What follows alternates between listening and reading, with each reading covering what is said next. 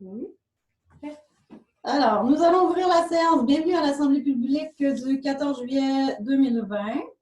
Nous allons ouvrir la séance à 19h33. Si nous avons un proposeur, M. Garceau, et un appuyeur, M. Barbeau. Alors, c'est parti. Avec l'adoption de l'ordre du jour, vous avez les points à l'ordre du jour. Est-ce que vous aviez des points à ajouter? Est-ce qu'il y a un proposeur pour l'adoption de l'ordre du jour? Exact. Monsieur Sauvé. Ensuite, je pense que c'est Monsieur Lavigne qui vient de couper son son. Est-ce que j'avais entendu un appuyeur? Monsieur Laberge. Approbation du procès-verbal de la séance ordinaire du 12 mai 2020. Est-ce que tout était conforme? Et si oui, est-ce qu'il y a un proposeur? Je vois que M. Garceau fait signe de la tête, alors propose. Et c'est appuyé par M. Sauvé. Ça va tout le monde? Ensuite, mot de la mairesse. Alors, voici, voilà. Comme vous savez, on a pris l'habitude de lire le texte puisque ce texte-là est par la suite transmis mot à mot dans le procès-verbal. Et c'est plus facile pour tout le monde et surtout pour le greffe de mettre le tout en forme. Alors, chers citoyens et citoyennes, nous vous remercions d'assister en visioconférence cette séance du mois de juillet. Merci aux citoyens d'être présents. Nous espérons que la prochaine séance soit vraiment en personne. Il y a cependant des enjeux techniques, informatiques à rencontrer, tout comme des mesures sanitaires à respecter. Malheureusement, à une semaine et quelques jours d'avis, cela n'a pas été possible de rencontrer toutes ces contraintes-là. Donc, l'équipe municipale est à l'œuvre en ce moment pour essayer de répondre, de solutionner toutes les problématiques pour qu'on arrive à une assemblée publique à la salle communautaire avec un système de son qui fait sens, avec de l'informatique aussi qui fait sens, puisque nous aurons le devoir de aussi filmer la séance pour peut-être des membres du conseil qui ne pourraient pas se joindre à nous. Et aussi pour être certain d'être capable de diffuser la séance par la suite. Donc, vous savez, la salle communautaire n'est pas actuellement équipée pour ces nouveaux défis, mais nous faisons affaire avec des professionnels pour qu'on y arrive, on espère, pour le mois d'août. Donc, ensuite, pour les respects des mesures sanitaires, vous le savez, le port du masque et du couvre-visage est désormais obligatoire dans les transports en commun et à partir de samedi, dans tous les lieux publics intérieurs. Pour certains, c'est une nouvelle pratique déjà bien ancrée dans le quotidien et pour d'autres, on n'y voit pas vraiment la nécessité, on le sait. Les dernières semaines de déconfinement et l'arrivée de l'été nous laissent croire que notre vie est revenue à la normale et nous sommes portés de baisser la garde. Pourtant, plusieurs commerces de la région ont dû fermer temporairement leurs portes au cours de ces dernières semaines parce qu'il y a eu des cas de COVID qui ont été rapportés au sein de leur entreprise. Donc, par appui pour notre économie locale et pour montrer à nos commerçants que nous sommes avec eux dans ces moments difficiles, on vous demande d'adopter tous les comportements qui respectent toutes les mesures sanitaires, car nos commerçants ont vraiment besoin de nous.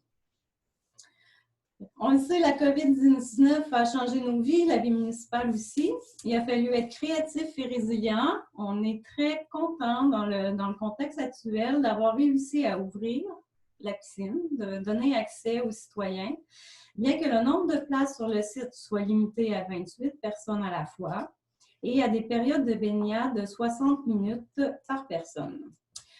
Jusqu'à maintenant, on nous rapporte que tout se passe très bien et qu'on ne semble pas avoir besoin d'un système de réservation et que toutes les consignes semblent être bien respectées par les usagers. Alors, on vous en remercie grandement. Le défi principal que nous avons rencontré pour l'ouverture de la piscine a été le recrutement de la main-d'œuvre. C'est entre autres pour cette raison que la pataugeoire demeurera fermée pendant tout l'été, puisqu'elle nécessite la présence d'un sauveteur en permanence et puisque l'espace y est restreint, elle n'aurait pu accueillir que 4 personnes à la fois. Cependant, la bonne nouvelle, c'est que depuis la dernière semaine, puisque nous avons un nouveau sauveteur gradué, nous pouvons ouvrir la piscine pendant 7 jours, sur 7 jours au lieu de 5, de midi à 18 heures. Il est également à noter que certaines plages horaires sont réservées au groupe du camp de jour, donc jusqu'à de midi à 15h30, c'est le camp de jour qui ont la priorité. J'en profite pour mentionner que les activités de camp de jour se déroulent jusqu'à maintenant très bien et que nous avons vraiment une équipe de feu équipe très créative et motivée et les enfants semblent très heureux. Donc, nous sommes contents. Par la suite, comme vous le savez assurément, comme vous l'avez assurément constaté, il y a beaucoup de travaux sur la 138. Le MTQ effectue des travaux de pavage de la chaussée. Ça va durer encore quelques jours, sinon quelques semaines. Comme tous les chantiers de construction, cela apporte de nombreux inconvénients, dont le bruit causé par la machinerie, ainsi que l'attente et le trafic dû à la circulation en alternance. Il est possible que l'atténuation de trafic soit améliorée si nous présentons les problèmes rencontrés au MTQ. C'est les communications qu'on a avec le MTQ. Par contre, si on ne les connaît pas, ces problèmes-là, si les plaintes ne se font pas directement à la municipalité, c'est plus dur pour nous de faire des représentations auprès du MTQ. Donc, nous vous demandons vous pouvez donner toutes vos émotions sur les réseaux sociaux, mais si en plus vous nous informez de ces problèmes-là, on va être plus proactif pour essayer de les solutionner. Ensuite, des résidences de certains secteurs de Sainte-Martine, on le sait, n'a pas accès à Internet haute vitesse et cela nous préoccupe beaucoup. C'est un dossier prioritaire. On sait que durant le confinement, ça a été difficile pour plusieurs et on sait à quel point les activités quotidiennes se déroulent de plus en plus en ligne. Nous en avons une preuve encore ce soir. Nous continuons nos démarches auprès des députés provinciaux et fédéraux, tant pour comprendre ce qui a pu empêcher une réponse positive au programme d'aide gouvernementale pour brancher les bouts de rang sur notre territoire et aussi pour mieux nous positionner lors de l'ouverture des prochains programmes. Donc, la prochaine rencontre, nous travaillons avec nos députés provinciaux et fédéraux et la prochaine rencontre que nous avons avec eux est à la mi-avril. Donc, on vous tiendra au courant. Certainement, cet été, nous allons passer de plus en plus de temps dans la région, dans notre municipalité. On vous invite à profiter de la rivière, du kayak, du canot sur notre belle rivière. Aussi du parc régional qui a vraiment doublé en achalandage depuis le début de la pandémie. Et on vous invite évidemment à respecter toutes les mesures sanitaires pour que tout se passe bien dans notre municipalité. On vous invite aussi à visiter les plates-bandes comestibles qui portent de plus en plus leurs fruits. Donc, il y en a beaucoup dans le parc Nolas-Capril. Voilà, alors, on va terminer là-dessus. Pour la suite, nous allons prendre les questions. Donc, les citoyens et citoyennes étaient invités à poser leurs questions avant la séance ou assister à la séance pour avoir la possibilité de poser leurs questions. La séance comprendra 2 périodes de questions, l'une au début, l'autre à la fin. Les questions reçues par courriel seront lues en premier. Ensuite, les citoyennes et citoyens présents seront invités à ouvrir leur micro et poser leurs questions à tour de rôle. Chaque intervenant bénéficie d'une période maximale de 5 minutes pour poser une question et une sous-question, après quoi la mairesse peut mettre fin à cette intervention. Les périodes de questions sont d'une durée maximale de 30 minutes à chaque séance. Les membres du conseil à qui une question a été adressée n'est pas obligé d'y répondre immédiatement. Il peut y répondre à une assemblée subséquente ou par écrit. Je vais donc débuter avec les questions que nous avons reçues par courriel. La première étant de M. Jean Ouellette. J'aimerais avoir un bref compte-rendu des plus récents développements concernant l'implantation de l'Internet à haute vitesse sur tout le territoire de Sainte-Martine. Le CRTC a pour objectif d'ici la fin de 2021 que 90% des foyers au Canada aient accès à une vitesse d'au moins 50 mégabits par seconde en téléchargement et au moins 10 mégabits par seconde en téléversement, selon le site Internet du CRTC. Le gouvernement du Québec dégage des centaines de millions pour accélérer l'Internet en région. Je demande à la municipalité de prendre les actions nécessaires à tous les niveaux gouvernementaux afin de s'assurer que tous les citoyens de Sainte-Martine aient accès à ce service essentiel aussitôt que possible. Une mise à jour mensuelle de ce dossier serait de mise. Nous sommes tout à fait d'accord que ce dossier doit être prioritaire. Nous avons réussi à avoir une rencontre avec M. Saint-Louis du cabinet du ministre Fitzgibbon pour mieux comprendre pourquoi on ne faisait pas partie des bonnes nouvelles lors du dernier programme provincial. Ce qu'on nous a expliqué, en fait, c'est que tout n'est pas terminé. On a annoncé 66 projets au Québec, mais ces projets-là ne sont pas encore approuvés. Alors, nous savons désormais deux choses qu'on ne savait peut-être pas de la même façon il y a un mois. C'est-à-dire que Targo Communication est en discussion avec le cabinet du ministre Fitzgibbon. Il se pourrait que finalement ce projet-là soit accepté. Aussi, il y a Cogeco qui a été accepté pour quelques portes dans la municipalité, dans la MRC Bourgmont-Salaberry. On ne sait pas si c'est dans la municipalité de Sainte-Martine. Il y a des téléphones qui se font à ce sujet-là. Donc, on continue d'essayer de comprendre qui va réussir à avoir de l'argent pour brancher les bouts de rang qui sont mal desservis à Sainte-Martine. La première des choses. La prochaine rencontre, on s'est aperçu assez rapidement que c'était, vous le savez, c'est une compétence qui est fédérale. Donc, sans nos députés fédéraux, il y a sûrement une part de compréhension et d'action qui nous manquait. Donc, on a eu des communications avec eux durant les dernières semaines. Et comme je le disais d'entrée de jeu, dans le mot de la mairesse, la prochaine rencontre est le 14 août, à la mi-août, pour qu'on puisse voir qu'est-ce qu'on peut faire pour améliorer notre loterie, nos résultats sur ce dossier-là. Ce qu'on nous a dit, M. Saint-Louis nous a dit quand on l'a rencontré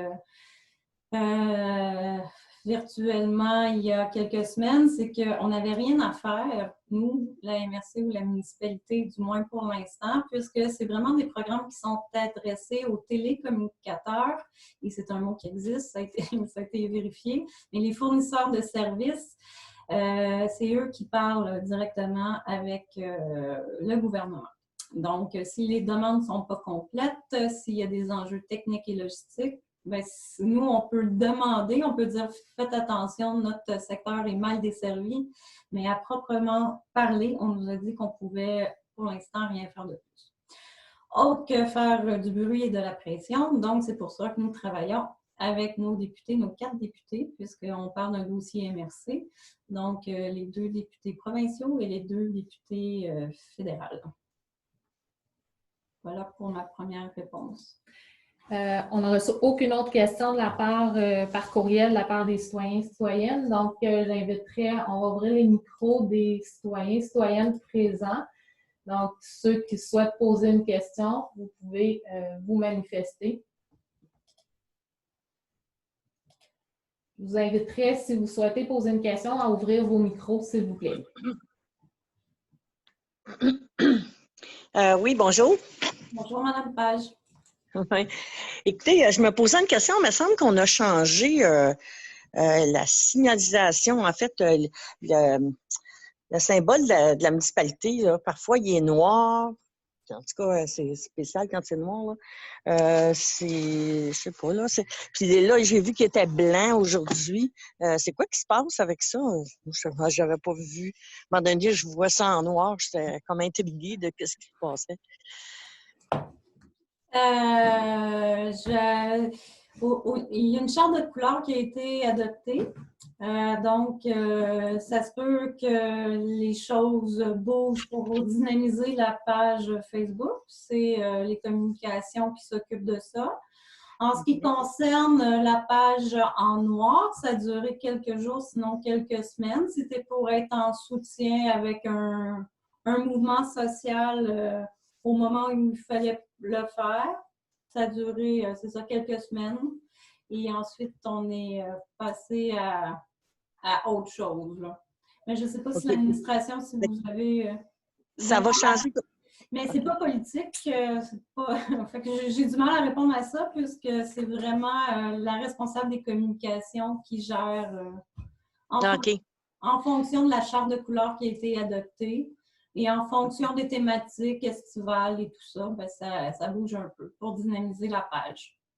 Ah, OK. Parce que, en noir, c'était spécial, là. Mais enfin, je me demandais pourquoi. Puis ça va changer continuellement. C'est ça selon ce qui se passe sur le web ou quelque chose comme ça? Les départements. Peut-être parce qu'il y a eu pour nous plusieurs départements. Non, je pense que c'est vraiment le logo de la municipalité que vous parlez. Oui, exactement, oui. Oui, mais je ne peux pas vous donner d'autres réponses que ça. Si vous voulez, on pourrait demander la politique à la responsable des communications qui assurément répondrait mieux que moi à ça. Est-ce que ça vous dirait, Mme Page? Oui, oui, parfait. Merci. Ça fait plaisir. Est-ce qu'il y aurait d'autres questions?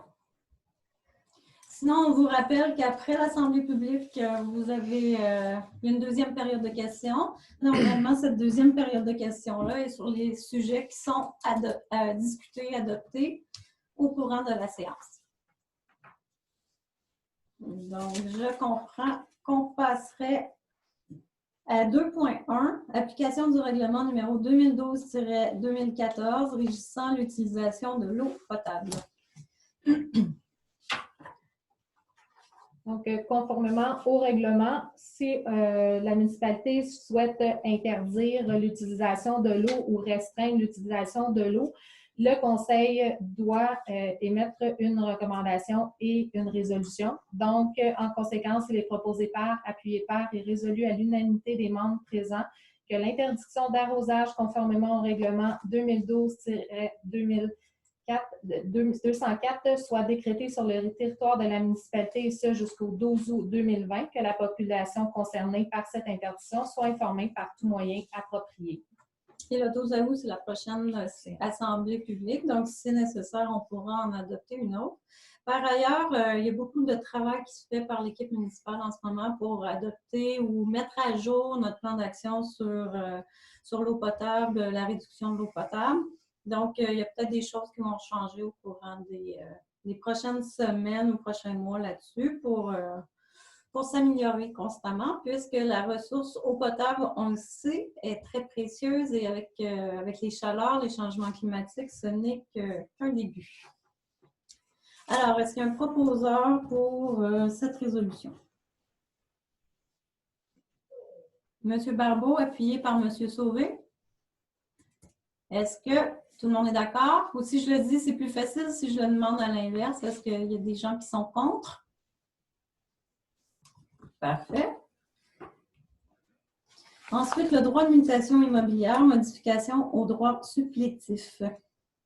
Donc, conformément à la loi concernant les droits sur les mutations immobilières, certains paiements de taxes sont exonérés par cette loi. Donc, par contre, elle prévoit aussi un droit supplétif. En conséquence, il est proposé par, appuyé par et résolu à l'unanimité des membres qu'un droit supplétif au droit de mutation doit être payé à la municipalité dans tous les cas où il survient le transfert d'un immeuble situé sur son territoire et où une exonération est applicable, que le droit supplétif n'a pas à être payé lorsque l'exonération prévue au paragraphe D, E et E.1 de l'alinéa 1 de l'article 20 de la dite loi résulte d'un transfert du décès du cédant et que le montant du droit supplétif et les modalités d'application soient ceux prévus à la loi, que la modification s'applique dès le 1er novembre 2020. Il se peut que vous n'ayez pas tout compris ce qui vient de se dire là. Donc, j'inviterai Mme Hamelin à expliquer puisque c'est très technique. La loi sur les droits de mutation permet aux municipalités de facturer un droit supplétif sur toutes les transactions exonérées. Et en plus, Ce qui veut dire, ce qui veut dire, pour le moment, le montant du droit supplétif, c'est 200 $.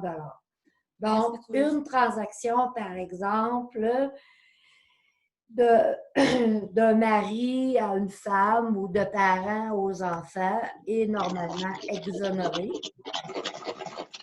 Madame Page, je pense.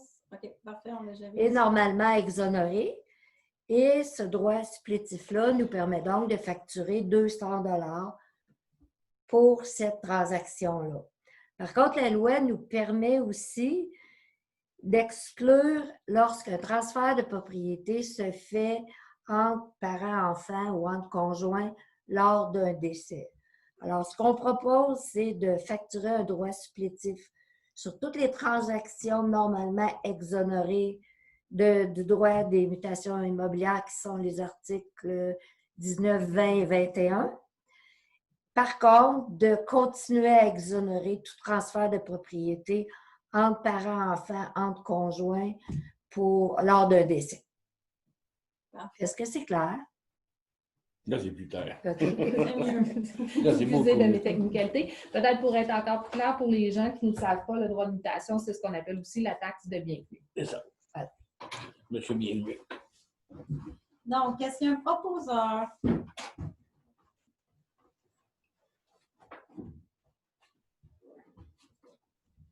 Est-ce qu'on passe la résolution? Alors, M. Garceau propose. On vous demande de proposer, pas de réexpliquer. Est-ce qu'il y a un appuyeur? Carole. Madame Cardinal. Est-ce que des gens sont contre? Est-ce que les membres du conseil sont contre cette résolution? Alors, on passe à l'autre. C'est adoption. On a eu peur, c'est ce que Mme Amel dit. Autorisation de paiement de factures relatives à l'acquisition d'une pompe au poste Esturgeon. Le poste Esturgeon est le poste principal qui pompe directement l'usine. Au poste, il y a 2 pompes présentement et il y a eu le bris d'une des 2 pompes. On a vérifié le coût pour une pompe neuve ou une réparation. Il y avait urgence, bien entendu, de remplacer la pompe neuve étant donné que c'est le poste principal et il a été décidé, étant donné la différence de coût, d'acheter sans appel d'offres directement du fabricant une nouvelle pompe. Donc, en conséquence, il est proposé par, appuyé par et résolu à l'unanimité des membres du présent d'approuver une dépense totale de 32 376 $ et 4 sous pour l'achat d'une pompe pour le poste Esturgeon, plus les taxes applicables, et que cette somme soit assumée par le règlement d'emprunt numéro 2014-240. Simplement expliquer que la résolution est demandée car la directrice générale a une limite de 25 000 $ pour pouvoir approuver les montants. Sinon, ça doit être approuvé par le conseil. Donc, est-ce qu'il y a un proposeur? Monsieur Sauvé. Est-ce qu'il y a un appuyeur? Chat. Ah, excusez, Monsieur Laberge. Je ne vous avais pas vu. Est-ce que des membres du conseil sont contre cette résolution? Parfait, alors c'est adopté. Adjudication de contrat concernant le pavage 2020. Nous allons vous présenter le résultat de l'appel d'offres public et nous allons adopter l'heureux gagnant pour le pavage des routes rurales pour 2020, c'est-à-dire les rangs Roy, Haute-Rivière et la rue Lépine. Donc, le 23 juin, l'appel d'offres a été lancé sur le programme SEAO. Nous avons reçu 7 soumissions. Les soumissions ont été ouvertes devant public, respectant bien entendu la distanciation sociale hier à 15 h. En conséquence, il est proposé par, appuyé par et résolu à l'unanimité des membres présents d'octroyer à Sintra Inc., plus bas soumissionnaire conforme de l'appel d'offres, en fonction du prix à la tonne, un contrat pour le pavage des rangs, tel que mentionné par Mme Laberge, ci-dessus décrit, pour un montant de 219 322 $ et 94 sous, plus les taxes applicables conditionnelles à l'obtention, bien entendu, du règlement d'emprunt. d'imputer cette dépense au règlement d'emprunt numéro 2020-365 qui a été adopté lors de la dernière séance. Et le résultat de l'appel d'offres, c'est en deçà de ce qui avait été budgété, donc on est correct. On est même heureux. Est-ce qu'il y a un proposeur? Monsieur Laberge? Monsieur Laberge, votre micro. Je pense que vous voulez parler. Oui. Est-ce que vous avez un commentaire ou c'était pour proposer? Non, c'est pas un commentaire. C'est combien la tonne? Centra est à 92,23 $ la tonne. Ils ont estimé une quantité de 2378 tonnes. Merci beaucoup. Est-ce qu'il y a un proposeur ou est-ce qu'il y a d'autres questions? Monsieur Sauvé pour le proposer, c'est bien ça? Monsieur Sauvé. Est-ce qu'il y a un appuyeur? Monsieur Laberge, ça vous va? Est-ce que les membres du Conseil sont contre cette résolution? Alors, c'est adopté. Nomination à titre de fonctionnaire désigné chargé de l'administration et l'application de divers règlements de la municipalité de Sainte-Martine pour le responsable de l'urbanisme, c'est-à-dire M. Martin Paquette, nouvellement embauché. Donc, en conséquence, il est proposé par, appuyé par et résolu à l'unanimité des membres présents de nommer M. Martin Paquette à titre de fonctionnaire désigné chargé de l'administration de l'application des règlements d'urbanisme ainsi que tout règlement remplaçant ou amendant les dits règlements. Donc, c'est les règlements 2019-342 à 2019-346 et 2002-48 et de nommer M. Martin Paquette à titre de fonctionnaire désigné pour l'administration et l'application des règlements suivants, soit le règlement harmonisé sur les nuisances, le règlement régissant l'utilisation d'eau potable et le règlement sur la salubrité et l'entretien des logements et maisons de chambre, ainsi que tout autre règlement les remplaçant ou les amendant et permettent donc à M. Paquette, dans le cadre de ses fonctions, de visiter toute propriété et d'émettre tout avis d'infraction, et ce jusqu'à tout avis d'infraction. Donc, c'est vraiment une résolution très administrative qui leur permet légalement de pouvoir émettre les constats d'infraction qui pourraient être constatés par M. Paquette. Donc, il y a des règlements qui ont été nommés, mais c'est aussi plus large que ça. Est-ce qu'il y a un proposeur? Madame Cardinal, appuyée par M. Barbeau. Est-ce que des membres du Conseil se prononcent contre cette résolution?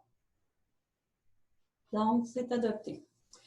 Ensuite, c'est le même esprit, mais nous allons nommer aussi un étudiant qui, en ce moment, est en stage au service d'urbanisme pour l'été. Il n'est pas en stage. Il n'est pas en stage, il est étudiant. Il est engagé pour l'été.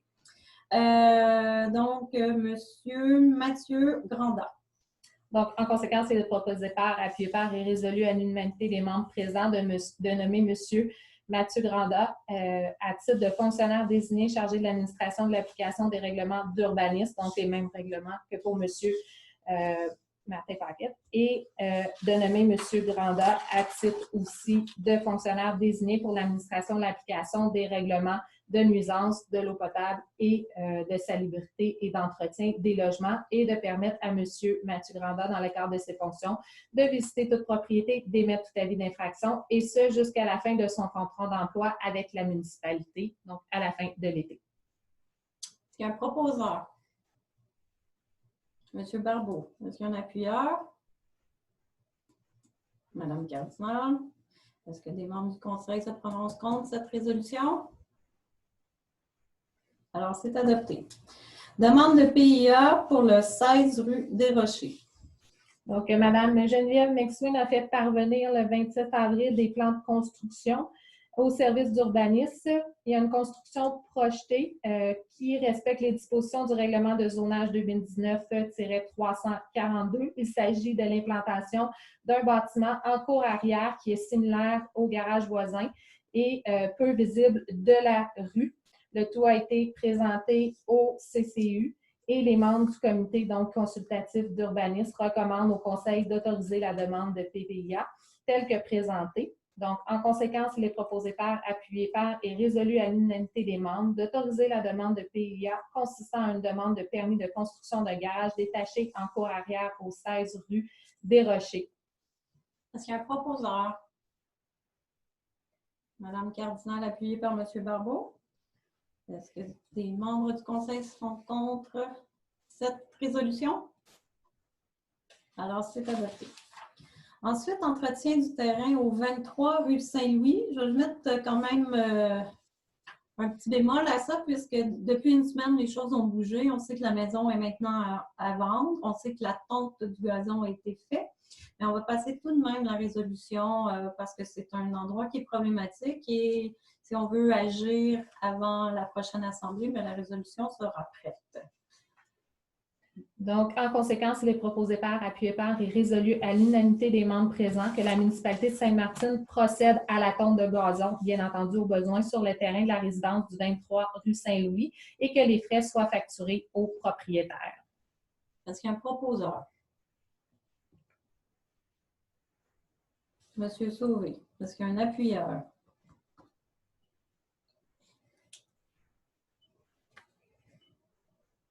Madame Cardinal. Est-ce que des membres du Conseil est contre? Des membres sont contre cette résolution? Alors, c'est adopté. Nomination au sein de l'État-major du service de sécurité incendie de la municipalité de Sainte-Martine. Vous avez à côté de moi, vous ne le voyez pas à l'écran, mais monsieur le directeur du service d'incendie, monsieur Sylvain Dubuc. Et donc, lors de la séance du mois d'avril, le nouvel organigramme du service de sécurité incendie de la municipalité avait été adopté. Par la suite, les descriptions de tâches et les postes d'offre d'emploi avaient été affichés, soit pour chef aux opérations et lieutenant. Suite à un comité de sélection qui a été formé pour les entrevues, le processus d'embauche est maintenant terminé et nous sommes prêts à nommer les personnes ayant reçu étant nommées. En conséquence, il est proposé par, appuyé par et résolu à l'unanimité des membres présents que la municipalité de Sainte-Martine embauche les personnes suivantes au poste de lieutenant, soit M. François Pelletier, M. Pierre-Éric Thériault, M. Danny Daou et M. Félix Lavigne, que la municipalité de Sainte-Martine embauche M. Marc-Éric Théberge au poste de directeur adjoint, que la municipalité de Sainte-Martine embauche M. Rénal Daou au poste de chef aux opérations, équipements et véhicules, que le poste de chef aux opérations prévu à l'organigramme pour la prévention et formation demeure vacant jusqu'à nouvel ordre, que la municipalité de Sainte-Martine embauche M. Jacob Bernier au poste de lieutenant éligible, que ces derniers soient rémunérés selon les normes prévues au règlement numéro 2017-305 relatif à la création du système de sécurité incendie de Sainte-Martine. du service. Que les nouveaux postes de chef aux opérations non prévus à ce règlement soient rémunérés selon les recommandations de la directrice générale pour l'année 2020 et que, conformément au dit règlement, les nouveaux membres de l'État-major soient soumis à une période de probation de 6 mois. Alors, est-ce qu'il y a un proposeur? Monsieur Barbeau. Est-ce qu'il y a un appuyeur? Monsieur Garceau. Est-ce que des membres du conseil municipal seraient contre cette résolution? Alors, c'est adopté. Félicitations aux nominés. Peut-être ajouter le fait que tous les nominés ont été rencontrés et les non-nominés aussi. Donc, est-ce que monsieur le directeur, monsieur Dubuc, tout a été dit? Alors, merci beaucoup. Nous passons à l'autre résolution, le dépôt du rapport des déboursés pour juin 2020. Donc, il s'agit seulement d'un dépôt. Donc, le rapport est disponible sur le site Internet pour les gens qui souhaitent le consulter. Donc, conformément aux articles 176.5 et 961.1 du Code municipal du Québec et à l'article 19 du règlement numéro 2017-302 sur la délégation de pouvoir, la directrice générale et secrétaire trésorière dépasse au conseil municipal le rapport des déboursés effectués et autorisés en vertu du dit règlement pour le mois de juin au montant de 235 469,35 $ pour les déboursés, 75 282,38 $ pour les salaires et un montant total de 310 751,73 $. Est-ce que tout est beau pour le conseil? Avez-vous des questions? Donc, nous passons à la minute des conseillers. Je vais y aller par ordre de visuel pour moi. Est-ce que, M. Laberge, vous avez un mot à dire? Oui, je voulais féliciter les états-majors des pompiers pour la nomination. Félicitations à tous et bon succès. Merci. Merci. Monsieur Garceau?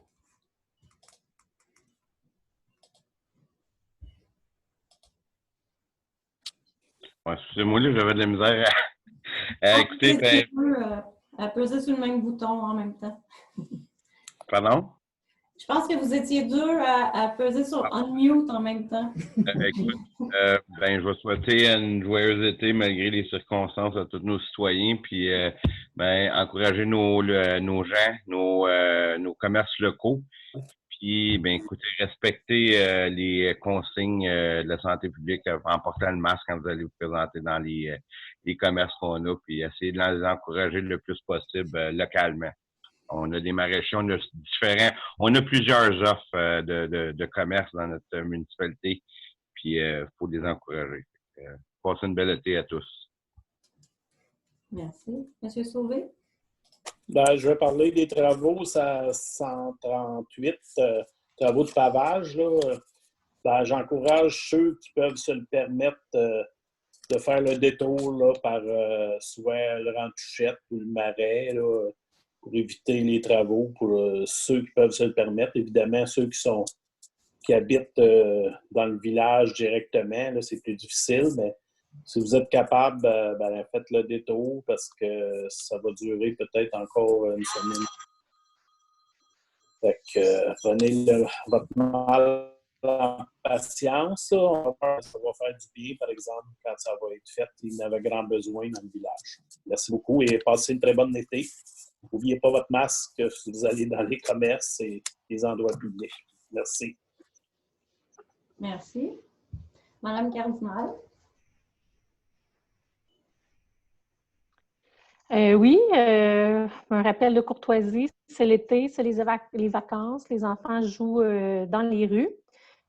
Puis on doit en être fiers parce que c'est la vision qu'on s'est donnée tous ensemble suite à des consultations qu'on a fait au début de notre mandat, d'avoir une municipalité en santé avec plusieurs aspects, dont celui d'avoir une population qui bouge, qui fait plus d'activités.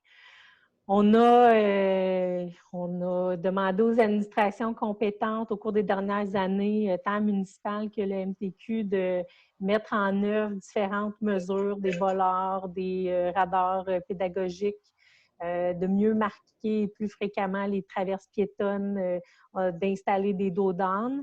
Il reste encore du travail à faire. On est bien conscient, même s'il y a plusieurs mesures qui ont été déployées, puis on constate que ça a eu des effets sur les rues où il y a eu de telles mesures d'installer. Donc, puis on a quand même pas mal d'outils aussi avec les consultations qui ont été menées, des documents qu'on a pu recevoir, des commentaires qu'on attrape aussi sur les réseaux sociaux pour être encore plus sécuritaire dans nos rues.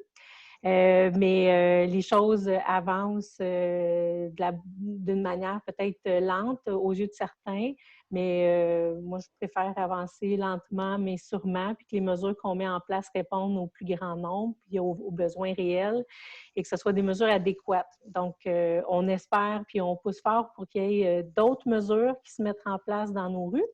Mais d'ici là, on espère et je vous incite à être tous responsables parce que la sécurité, c'est pas l'affaire d'un seul acteur, c'est l'affaire de tous, automobilistes, cyclistes et parents, tous jumelés. Donc, faites attention à nos personnes qui se promènent dans les rues, puis soyez responsables.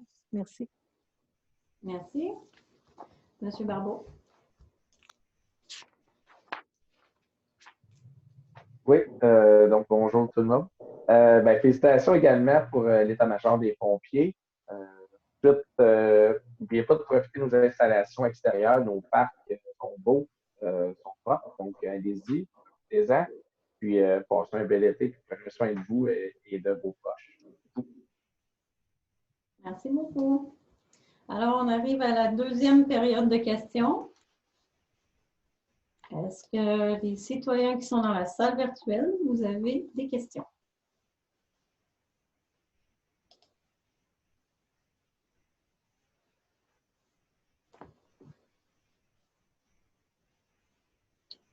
On laisse toujours un peu plus de temps avec l'informatique, mais je pense qu'il n'y a pas d'autres questions à cette période. Donc, nous serions arrivés à la levée de la séance. Il y a un proposeur, M. Garceau, et un appuyeur, M. Barbeau. Est-ce que les membres du Conseil seraient contre cette résolution?